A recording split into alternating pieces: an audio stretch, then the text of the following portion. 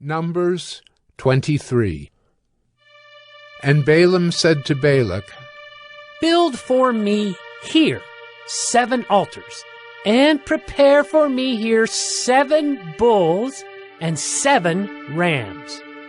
Balak did as Balaam had said, and Balak and Balaam offered on each altar a bull and a ram.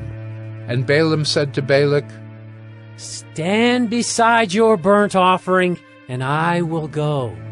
Perhaps the Lord will come to meet me, and whatever he shows me, I will tell you. And he went to a bare height, and God met Balaam. And Balaam said to him, I have arranged the 7 altars, and I have offered on each altar a bull and a ram. And the Lord put a word in Balaam's mouth, and said, Return to Balak, and thus you shall speak. And he returned to him, and behold, he and all the princes of Moab were standing beside his burnt offering. And Balaam took up his discourse and said, From Aram Balak has brought me, the king of Moab, from the eastern mountains. Come, curse Jacob for me, and come, denounce Israel. How can I curse whom God has not cursed? How can I denounce whom the Lord has not denounced? For from the top of the crags I see him, from the hills I behold him. Behold, a people dwelling alone, and not counting itself among the nations. Who can count the dust of Jacob, or number the 4th part of Israel? Let me die the death of the upright, and let my end be like his. And Balak said to Balaam, What have you done to me?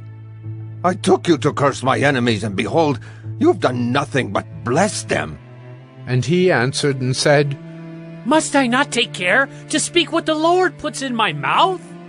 And Balak said to him, Please come with me to another place, from which you may see them. You shall see only a fraction of them, and shall not see them all. Then curse them for me from there. And he took him to the field of Zophim, to the top of Pisgah, and built 7 altars, and offered a bull and a ram on each altar. Balaam said to Balak, Stand here beside your burnt offering, while I meet the Lord over there. And the Lord met Balaam and put a word in his mouth, and said, Return to Balak, and thus shall you speak. And he came to him, and behold, he was standing beside his burnt offering, and the princes of Moab with him. And Balak said to him, What has the Lord spoken? And Balaam took up his discourse and said, Rise, Balak, and hear. Give ear to me, O son of Zippor. God is not man, that he should lie, or a son of man, that he should change his mind. Has he said, and will he not do it? Or has he spoken, and will he not fulfill it? Behold, I received a command to bless. He has blessed, and I cannot revoke it. He has not beheld misfortune in Jacob, nor has he seen trouble in Israel. The Lord their God is with them, and the shout of a king is among them. God brings them out of Egypt, and is for them like the horns of the wild ox. For there is no enchantment against Jacob, no divination against Israel. Now it shall be said of Jacob and Israel, What has God wrought? Behold, a people! As a lioness it rises up, and as a lion it lifts itself. It does not lie down until it has devoured the prey and drunk the blood of the slain. And Balak said to Balaam, Do not curse them at all, and do not bless them at all. But Balaam answered Balak, Did I not tell you? All that the Lord says, that I must do.